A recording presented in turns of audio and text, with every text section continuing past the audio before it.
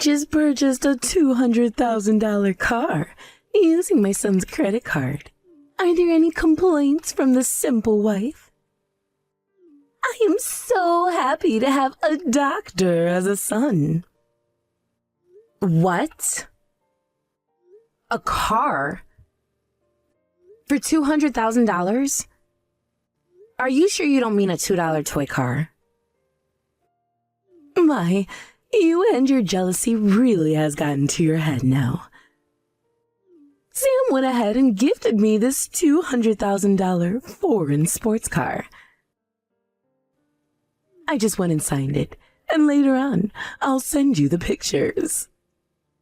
So Sam went and bought that car for you? That's what I've been saying.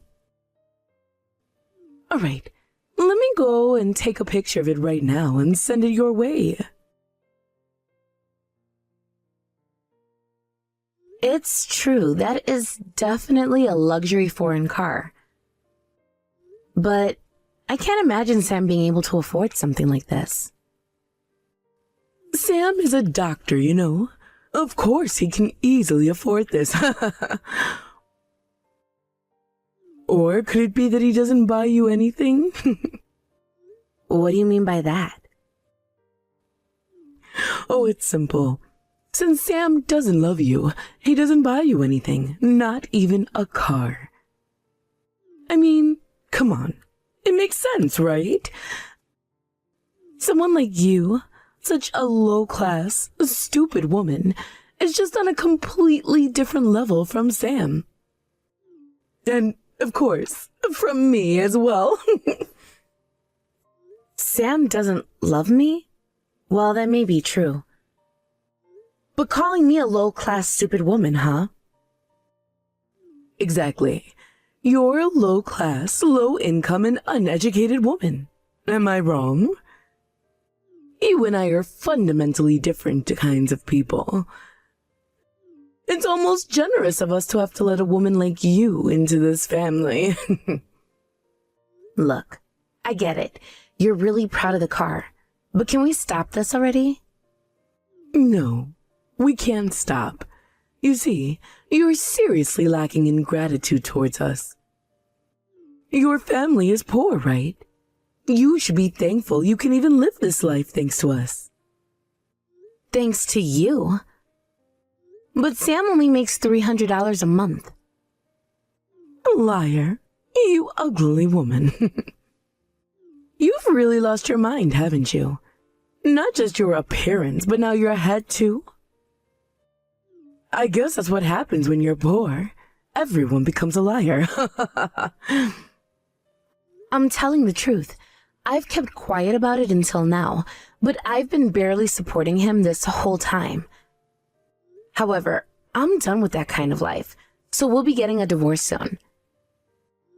After we divorce, you'll have to take care of him, so good luck with that. Oh my goodness, you're scared. I've never seen someone so delusional.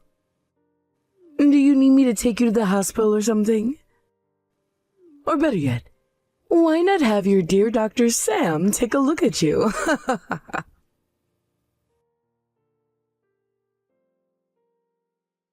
Hey, what on earth is this all about? Huh? No, wait, you've got it wrong. It's not what you think. Wrong about what? What are you even talking about? Isn't this about the engagement ring? What? Are you saying you sold the engagement ring? Well, yeah, there's this guy I know who's really knowledgeable about these things. He said if I was going to sell it, now's the best time. He mentioned that prices for jewelry like that are really high right now, and there's even a chance I could get more than what I originally paid for it. So I figured, why not? I thought I could get a good price for it.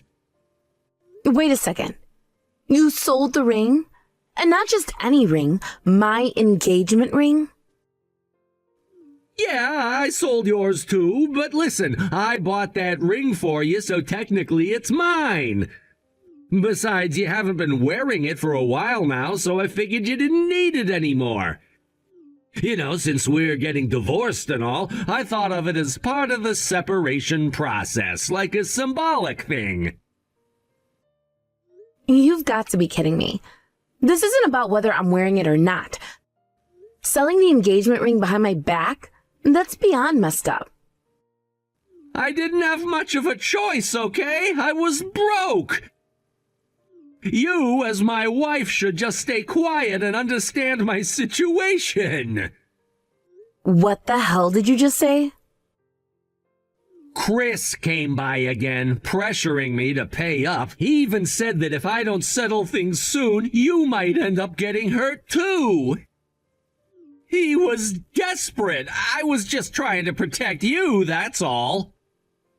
Wow, aren't you clever with your words? So, let me get this straight. You sold the engagement rings to protect me? Exactly. You know how dangerous Chris can be. I was just looking out for you. Right, but who's the one who borrowed money from someone like Chris in the first place? Well, I didn't really have a choice. No other lenders would give me a loan. Chris, on the other hand, doesn't care about credit scores or background checks. Sure, the interest rates are high, but at least he'll lend to anyone. Ah, I see. So you took out a high-interest loan from a dangerous guy just to blow it all on gambling. How admirable. And yet, for some reason, your mother seems to dote on you endlessly despite this kind of behavior. No, it's not like that. My mom doesn't dote on me exactly. She just sees me as a status symbol. To her, I'm just the son of a doctor. That's all I am to her, a way for her to show off. She doesn't really care about me as a person. That's funny, coming from the guy who bought his mom a $200,000 luxury car. Huh? What'd you just say? You heard me. A $200,000 luxury car. Don't play dumb. You bought that car for her, didn't you? With your credit card. I saw how thrilled your mom was about it, and she even showed me pictures of the car. Today was the delivery day, wasn't it? Is this some kind of prank? Think about it for a second. How would I have $200,000 to spend on a car right now? I'm drowning in debt as it is, and I can barely keep my head above water. Then explain to me why your mother has that car. She doesn't work, so there's no way she could afford something like that on her own. Your father's inheritance is long gone, too. So where did she get the money for that car? What the hell is going on here? Hey, Mom, I heard you bought a foreign car and that I bought it for you? Oh, that's right. I forgot to mention it to you. You left your credit card at my place, so I went ahead and used it. What? That foreign car. I've always wanted it. I'm so happy I finally got my hands on it. Wait a minute, isn't that the $200,000 car? Of course. I thought I could just tell you later, so I didn't think it was a big deal. But it's no big deal, right? I mean, $200,000 isn't that much, is it? After all, you're a doctor.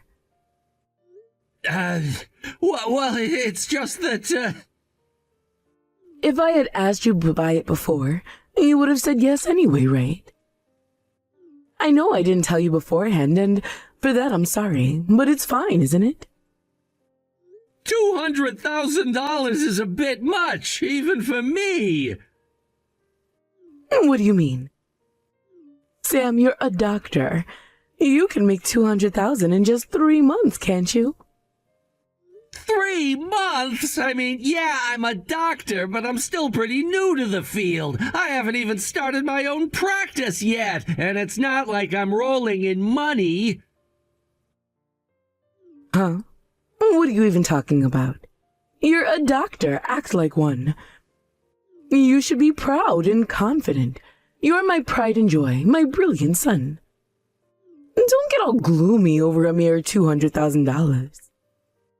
Mere $200,000. You're lucky I'm only a little gloomy about it. I don't want my proud son texting me to complain about something as trivial as this. Just let it go, okay? Mom!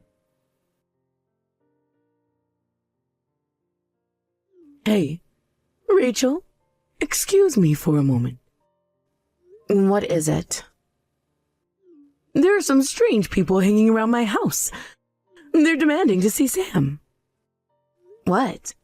And why exactly are you telling me this? Because they can't get in touch with Sam. What's going on with him these days? Where is he? Who knows? Sam disappeared in the middle of the night, you know. He packed up and fled. What did you say? He most likely ran away to escape from his creditors. Considering the massive debt he's accumulated, especially after that additional $200,000, he looked completely desperate. There was no way out for him. Massive debt? What are you even talking about? Don't tell me, did he take on someone else's debt? Did he take over your debt by any chance? This is such a pain to explain. I've already told you before, he's practically unemployed. I've been the one earning the money and covering our living expenses. That's ridiculous. There's no way that's true. Sam is my son. The idea that he's buried in debt and unemployed is simply impossible. Besides, Sam graduated from a prestigious medical school and became a doctor. How can you even suggest that he's living such a miserable life? He quit being a doctor a long time ago. Since then, he's just been hopping between part-time jobs. He kept up the appearance of being a doctor only in front of you, his dear mother. He did indeed graduate from medical school, and that's partly true. But pretending to still be a doctor? Well, that's not as hard as it seems, especially when it comes to keeping up appearances. No, this can't be true. There's no way my son, my Sam, would do something like that. And what makes you so certain about that? Forgive me for saying this, but you've never really had any social or career accomplishments of your own, right? How dare you say something like that? That's beyond rude. I'll have you know, my parents were highly successful and influential, and my late husband was the CEO of a company. And my son Sam is a doctor. He worked hard and became a respected doctor. Sure, your parents were great, and your husband may have been a successful CEO, but what about you? What have you accomplished? Oh, what? I'm not talking about your family or their achievements. I'm asking about you. What have you personally done? Bragging about your family doesn't do anything to change the reality of our own life, does it? Well, See? You can't think of anything, can you? That's exactly why you've pinned all your hopes and dreams on Sam. You project all your ideals onto him because you don't have anything of your own. Shut up! You don't know me or my life, so stop acting like you do. I don't need to know much to see the obvious. It's written all over you. But the reality is, Sam quit being a doctor, threw himself into gambling, and became a full-blown failure. It's time for you to accept that. I refuse to believe that. My Sam is a smart, talented, and a good man. He's an honest, upstanding person, and his patients all admire and respect him. He's a doctor. Then why isn't he answering your calls? Why is he avoiding contact with his own mother? How would I know? He's probably just asleep, that's all. Sleeping in the middle of the day? It's a weekday after all. Shouldn't a doctor be working? He's probably at the hospital, obviously. Maybe he's in the middle of performing surgery or something. Surgeries can take hours, you know. That's probably why he's not picking up the phone. He's probably doing one of those complex procedures, like heart surgery. Maybe one of those bypass operations or something like that. Yes, that's it. He must be in surgery right now, saving someone's life. Is that so? Well, let's hope that's the case. Though, for the record, Sam isn't a surgeon. Whatever. The point is, there's absolutely no truth to your absurd claims about Sam being buried and dead. You're just jealous because you're poor. You really need to stop being so envious of us and our success. If you say so, but I think it's time I show you some proof. How about I send you the messages I exchanged with Sam? You'll see for yourself what's really going on. No way. This is fake. That can't be real. That's not Sam.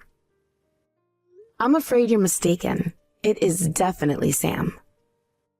This was just a few days before he ran off in the middle of the night. By that point, he was so desperate that he even pawned the engagement ring. Can you imagine? Things were that bad. And in the midst of all that, you went and bought a $200,000 luxury car with his credit card. I'm not surprised he felt like running away after that. No way. Sam doing something like this? I can't believe it. My son, of all people, could never be that kind of person. No. Oh, what's the matter? The debt collectors, they're pounding on the door demanding we bring Sam out. But he's not here. They won't stop banging. Rachel, where is Sam right now? Who knows? I certainly don't. Enough of this. You need to bring Sam back here now. He has to take responsibility for his actions. How could he do this, dragging me into a mess like this? He's an absolute disgrace of a son. You're really quick to abandon him, aren't you? It seems like Sam was right all along. He told me, you know. He said that you only saw him as a status symbol. I guess he was telling the truth. What? How dare you? Or maybe you should take responsibility. After all, you're the one who let him fall so low. It's partly your fault too, isn't it? Well, you can say whatever you want, but if you're going to start talking about responsibility, then you should acknowledge that you have some responsibility in this too. What? Me? I've done nothing but raise him the best way I could. If he decided to go down this wrong path, that's his fault, not mine. I bear no responsibility. The fact that you can say that so calmly just proves how much you failed as a parent. But hey, why don't you hear it directly from him? I'll have him get in touch with you. Wait, from him? You mean Sam? Yes! Contact him immediately. Why didn't you just do that from the start? All right. Please hold on for a moment. Mom, it's me, Sam. Sam, what on earth is going on? Why are these people outside? Are they trying to collect something from us? Yeah, I know they're out there. Just be careful. They can get really aggressive. Sam, why are you talking like this is some sort of outside problem? This is your debt we're dealing with. You're the one who needs to pay it back. You can't just act like it's not your responsibility. No, it's not just my debt. It's also your debt, Mom. What do you mean by that? Remember when you bought that $200,000 foreign car using my credit card? It was just a few days later that all this trouble started. You even signed the ownership documents for the car. I remember that clearly. Yeah, I did sign it, but... Did you actually read those documents? I mean, I glanced at them, but... I told you to read them carefully. I made that very clear. Okay, but what does that matter? Why Why are you bringing up those documents now? Mom, you are a co-signer on my debt! This means that if I fail to pay it back, you're also responsible for the payments! Wait, what? Since you went ahead and bought that $200,000 car without thinking twice, I figured you'd be okay with the idea of sharing the burden of the debt. After all, you were the one that made that purchase. Hold on, are you saying that you tricked me into this? You deceived me? I didn't trick you! I told you to read the documents, so it's not my fault if you chose to ignore that advice. Why didn't you read them? Why would I read a document like that? It's ridiculous. No one reads those things. And the idea of being a co-signer, that's just absurd. I will absolutely not pay any of this debt. Listen, I'm taking responsibility for my share of the debt, so you need to pay back the $200,000 yourself. That seems fair to me, don't you think? No way. Why should I have to pay for your mistakes? This has nothing to do with me. I refuse to pay. If you don't agree to this, then I will have no choice but to sue you. Sue me? Are you serious right now? Absolutely! I will sue you for credit card fraud. You used my card without my knowledge or consent, and that puts you in a very serious situation. Oh my God, this can't be happening. My son, of all people, is resorting to such desperate measures.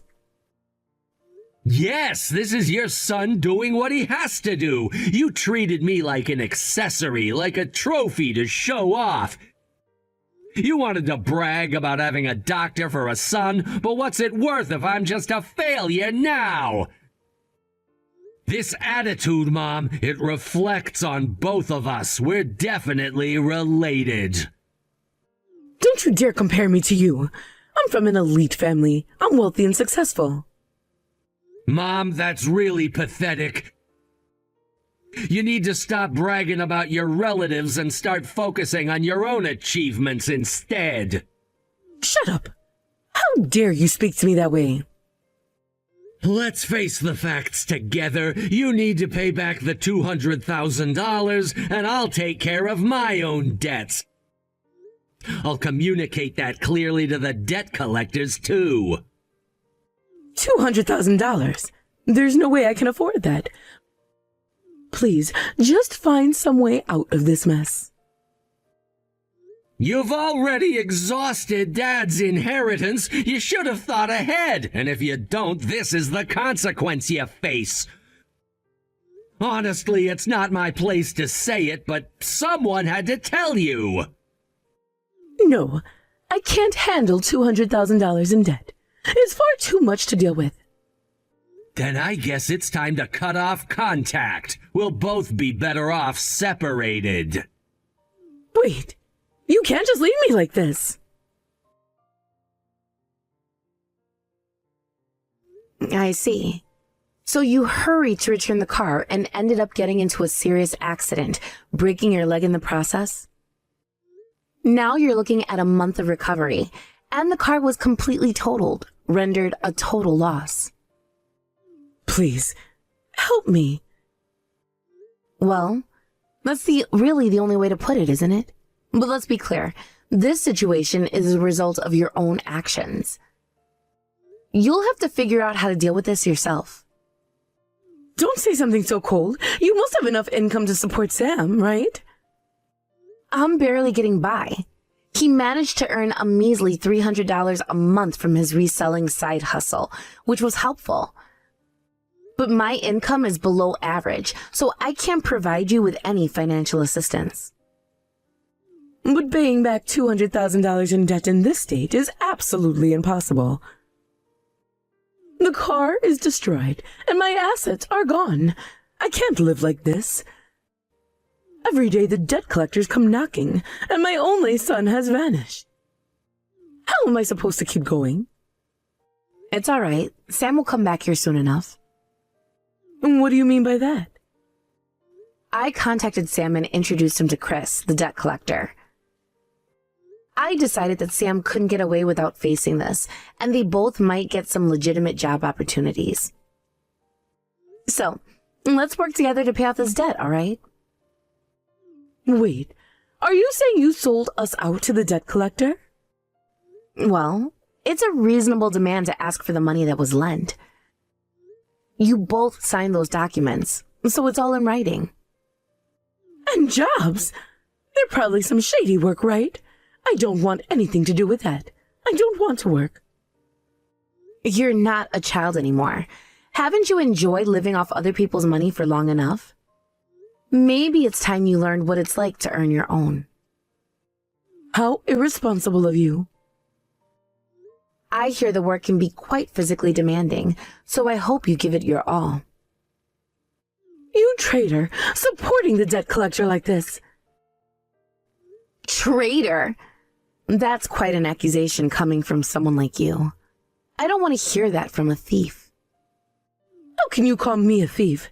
You know that I've always provided for my family.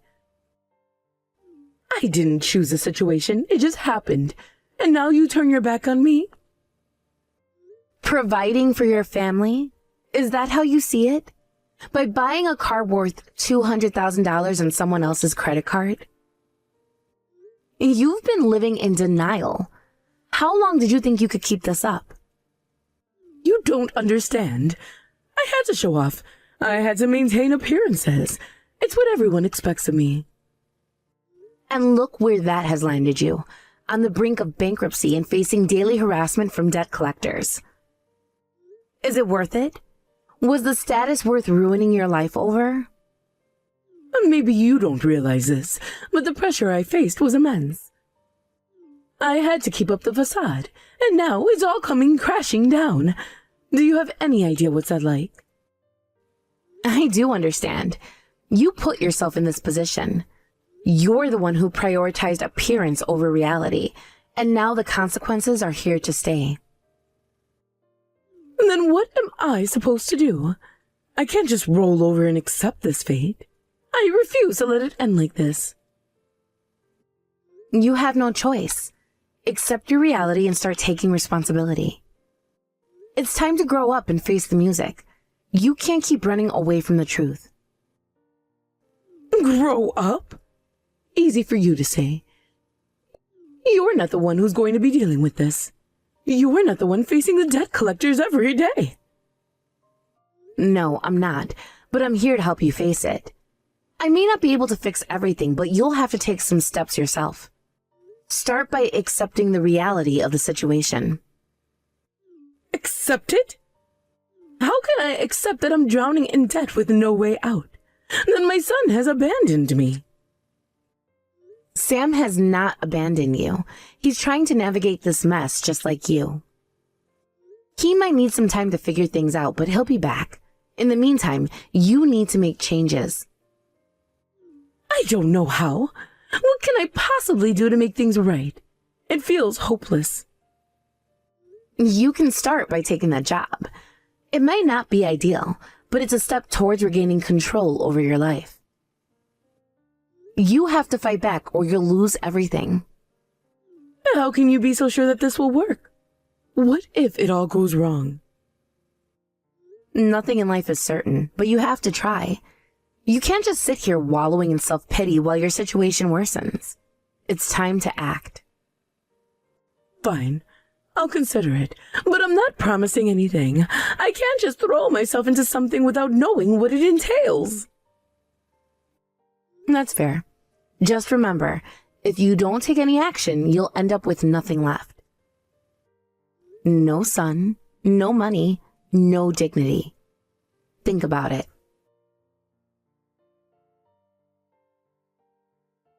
Danielle found herself trapped in a grim situation, having fallen into a veritable hell of debt that totaled an astonishing $200,000.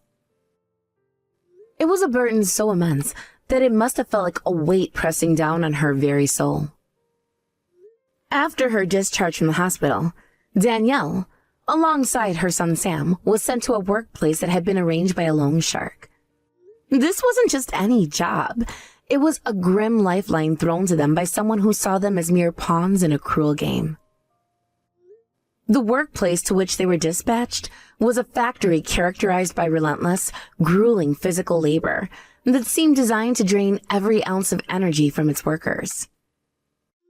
The air was thick with the sounds of machinery, clanging metal, and the murmurs of fellow laborers who shared in their plight. Each day, Danielle and Sam trudged through their tasks, their faces etched with expressions that reflected their deep despair and hopelessness. They were caught in a cycle that felt inescapable, working under conditions that seemed intended to break their spirits. It was a punishing environment that offered little to no respite, making it clear that they were trapped in a nightmarish reality. The nature of their work was harsh and unforgiving. They were forced to labor long hours, often in extreme conditions, pushing their bodies to the limit.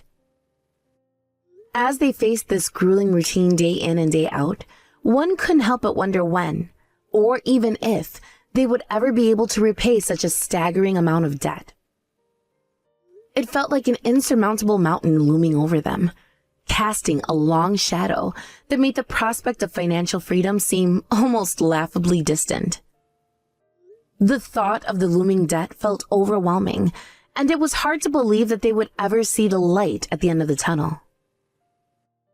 Each passing day served as a painful reminder of their circumstances, making it clear that the path to recovery was fraught with challenges. It was a cruel twist of fate that left them both grappling with the harsh realities of their situation. Danielle, in particular, must have been consumed by thoughts of how she would ever manage to climb out of the debt pit that threatened to swallow her whole.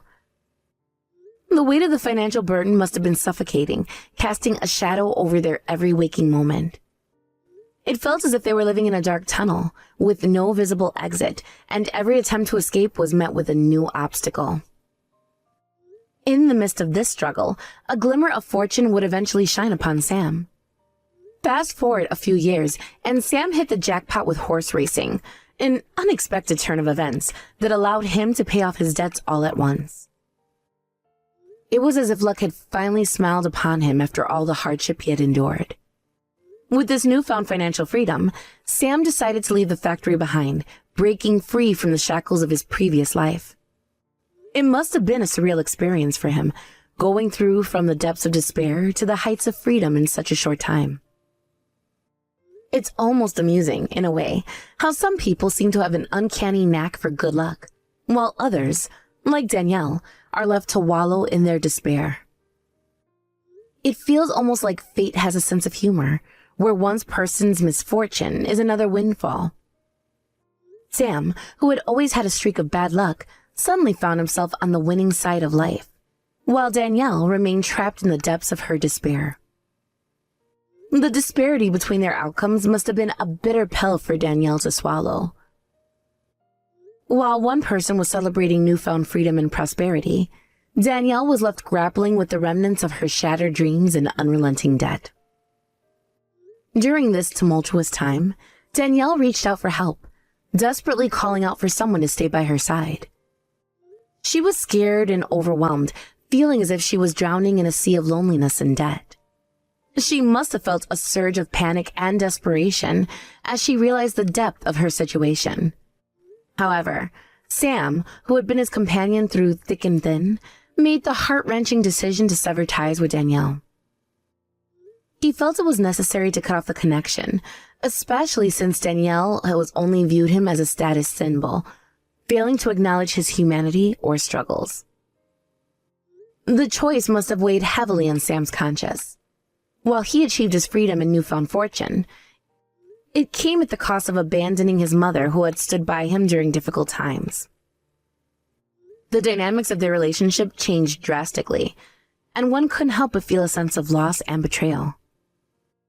Sam's decision to leave Danielle behind speaks to the complexities of friendship and loyalty, especially in times of crisis. The bond they had shared now lay in ruins, torn apart by the harsh realities of life and the choices they had made. As Danielle sat in the silence of her own thoughts, one could only imagine the tumult of emotions swirling within her. What must she have felt as she grappled with the reality of being left behind? Was she angry at Sam for abandoning her, or was she simply heartbroken? It's a painful situation that forces one to control not just their own failures, but also the failures of those around them. Danielle may have been left to fend for herself, but it was clear that the emotional scars would linger for a long time. The sense of betrayal must have been profound, leaving Danielle to ponder the true nature of friendship and loyalty. In her darkest moments, she may have questioned everything she thought she knew about the bonds they had formed. The loneliness that enveloped them must have been suffocating as she confronted the reality of her isolation. Now, as she navigates through life on her own, Danielle's feelings must be a mixed bag of anger, betrayal, and perhaps a sense of longing for the companionship she once had. The weight of loneliness must feel heavier than any financial burden she faced. It's easy to imagine her reflecting on the good times they shared, wondering if things could have been different had circumstances played out another way. Meanwhile, my own life couldn't be more different. I am currently relishing the joys of living alone, a stark contrast to Danielle's plight. The tranquility of solitude allows me to savor the freedom that comes with it. Every day, I experience the happiness of spending my hard-earned money solely for my own enjoyment and comfort. I can choose how to decorate my space, what to eat, and how to spend my time without having to consider anyone else's needs or desires. This autonomy brings me immense satisfaction. Living alone means that I have the luxury of crafting my own environment. I can surround myself with the things that bring me joy and comfort. Whether it's a cozy reading nook, a kitchen filled with my favorite snacks, or a living room decorated to reflect my personal style. Every detail is a reflection of my choices. The independence I enjoy is liberating, allowing me to create a space that feels uniquely mine. There's a profound joy in knowing that I am responsible for my own happiness and that I can curate my life to reflect my personal taste and interest. Whether it's indulging in a hobby, treating myself to a nice meal, or simply enjoying the peace and quiet of my home, every moment is a testament to my independence. I can choose to spend my evenings curled up with a good book, binge watching a favorite show, or pursuing creative projects without interruptions. Each day feels like a new opportunity to explore and enjoy life on my terms, free from the chaos that often accompanies shared living situations. Of course, I understand that living alone can come with its own set of challenges. There are moments of loneliness and times when I wish I had someone to share experiences with. However, these feelings are fleeting, and they don't overshadow the overall joy I feel in my day-to-day life. I am grateful for the ability to focus on myself and grow as an individual without the distractions or responsibilities that come with living with others. The freedom to make choices that align with my desires is a source of immense happiness. In contrast to Danielle's situation, where financial worries loom large and relationships have soured, my life is characterized by a sense of fulfillment and contentment. I can take pleasure in the little things, a warm cup of coffee in the morning, a good book, or a quiet evening spent watching my favorite shows. Each day feels like a chance to embrace life's simple pleasures and cultivate a sense of joy. The ability to enjoy my own company has enriched my life in ways I never expected. In reflecting on both Danielle's plight and my own, it becomes clear that life can take many different paths. While Danielle is ensnared in a web of debt and betrayal, I am reveling in the freedom of solitude. The contrast between our experiences highlights the unpredictable nature of life and the different outcomes that can result from the choices we make and the circumstances we find ourselves in. It's a reminder that life's journey is rarely straightforward, and the paths we choose can lead us to vastly different destinations.